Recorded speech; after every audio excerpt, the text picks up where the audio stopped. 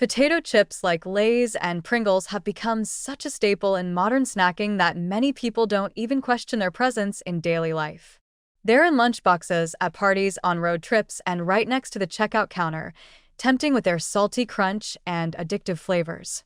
But despite their popularity, these chips are far from harmless. In fact, they are some of the most aggressively engineered ultra-processed foods available, designed to hit all the right pleasure points while offering little to no nutritional value. The problem isn't just that they're high in fat or salt, it's how they're made, what's in them, and what they do to your body over time. Lay's chips may seem simple, just potatoes, oil, and salt, but that simplicity is deceptive.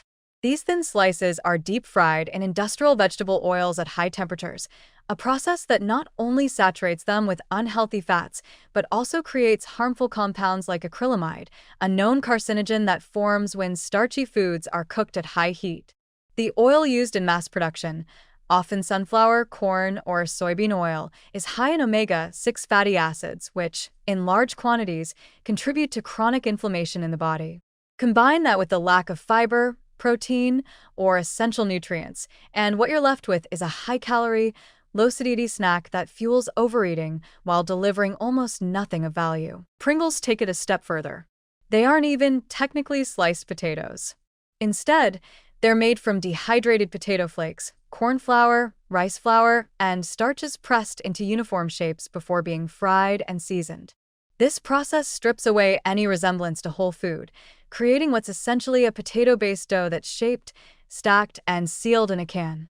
The result is a perfectly consistent product that delivers a satisfying crunch, but it's achieved through heavy manipulation of ingredients and food technology. The flavorings in Pringles are often a chemical cocktail of artificial additives, monosodium glutamate, MSG, and natural flavors that are anything but natural in their effects. One of the biggest dangers with both Lay's and Pringles is how easy they are to overconsume. They are intentionally designed to have what's called a bliss point, the perfect balance of salt, fat, and crunch that makes you want to keep eating. And because they offer no real satiety, it's very easy to polish off an entire bag or can without feeling full, only to be hit later with the consequences: bloating, sluggishness, and a spike in calorie intake that adds up fast. Just a few servings can easily exceed recommended daily limits for sodium and fat, which over time contributes to hypertension, weight gain, and increased risk of heart disease. These snacks also wreak havoc on your taste preferences. Regular consumption can dull your palate, making whole, unprocessed foods like fruits and vegetables seem bland by comparison. That shift in taste makes it harder to enjoy healthier options, reinforcing a cycle of dependence on hyper-flavored processed foods. This isn't just about preference, it's about how your brain responds.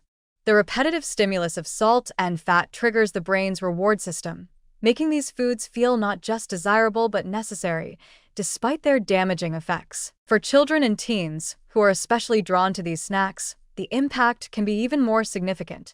Not only are they developing long-term habits, but they're also consuming ingredients that offer zero support for growth, immunity, or cognitive development.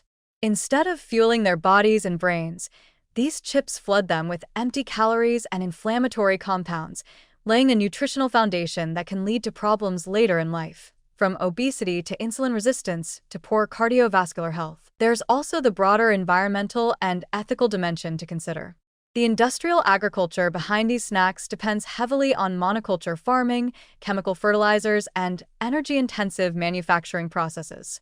The oils used in frying are often derived from crops linked to deforestation and soil degradation. And while the packaging may be sleek, much of it, especially the multi-material cans of Pringles, is difficult or impossible to recycle, contributing to the growing problem of food-related waste. The appeal of Lay's and Pringles lies in their convenience, their crunch, and the comfort of familiarity. But the reality is that these chips are not just sometimes foods for most people. They've become habitual, a background noise in the modern diet that goes unnoticed until the health effects begin to show. They're cheap, accessible, and marketed as harmless fun, but their regular inclusion in the diet has very real consequences. What seems like just a salty snack is, in truth, a deeply engineered product that prioritizes profit and sensory appeal over nourishment and well-being.